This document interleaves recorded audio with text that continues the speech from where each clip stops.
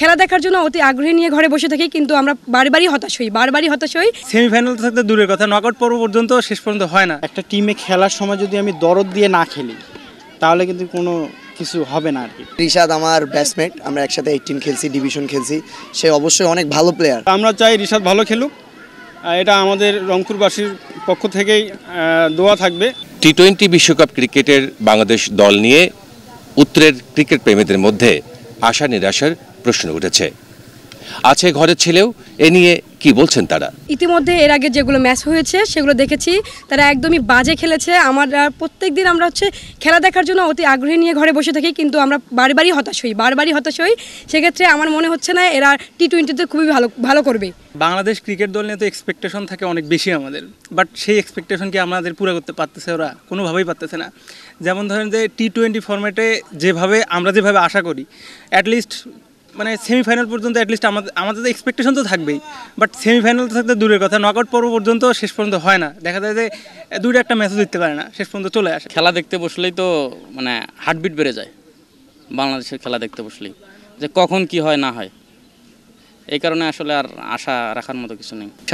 খেলতেছে, ভালো খেলতেছে, তার যত্ন দরকার, যেমন তাকে সুযোগ দেওয়া দরকার। এইরকম লেগ স্পিনার, অলরাউন্ডার মানে যতজন আসছে হারিয়ে গেছে, কিন্তু আসলে তাকে পরিচর্যা করলে হয়তো বা সে ভালো কিছু করবে। রিশাদ তো ভালো একজন লেগ স্পিনার, ওর সাথে আমি খেলছি 2018 সালে। তো আশা করি ও ভালো একটা স্পিনার তৈরি হবে এবং বাংলাদেশকে লং টাইম সার্ভিস দিবে। একটা টিমে খেলার সময় যদি আমি দরদ দিয়ে না খেলি তাহলে কিন্তু কোনো কিছু হবে না আর কি।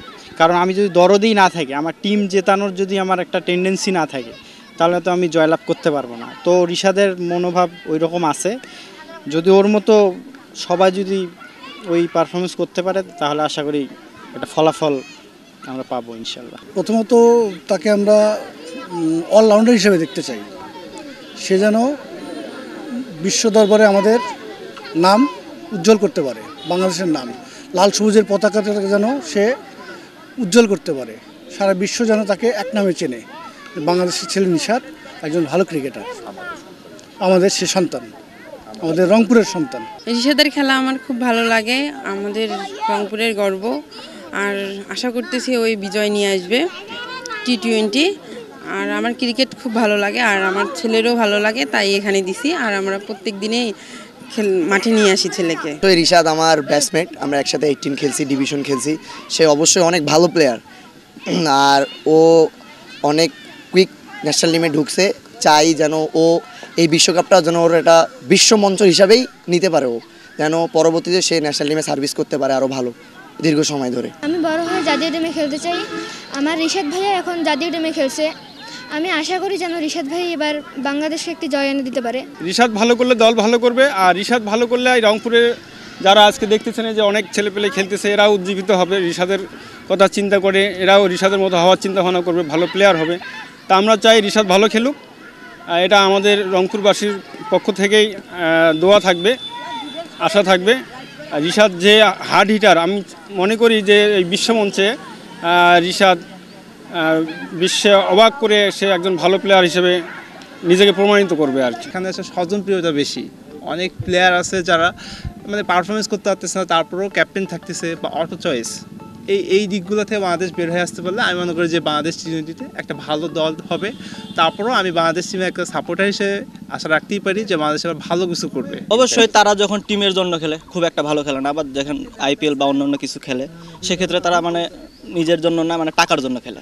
বিশেষ করে এই জিনিসটা মানে দেখা যায়। রিশাদ ভাই আছে ঘরের ছেলে, তাকে যদি মানে ভালো মতো করা যায় তাহলে সেক্ষেত্রে ইনশাল্লাহ সে ভালো করবে আগামীতে। সবসময় ভালো কিছু করুক বা দেশের জন্য খেলুক, অন্য কিছুতে না যাক, এটাই আশা প্রত্যাশা করি। সব বাধা পেরিয়ে রিশাদের মতো পারফরমেন্স নিয়ে দলের আন্তরিক হবে সবাই।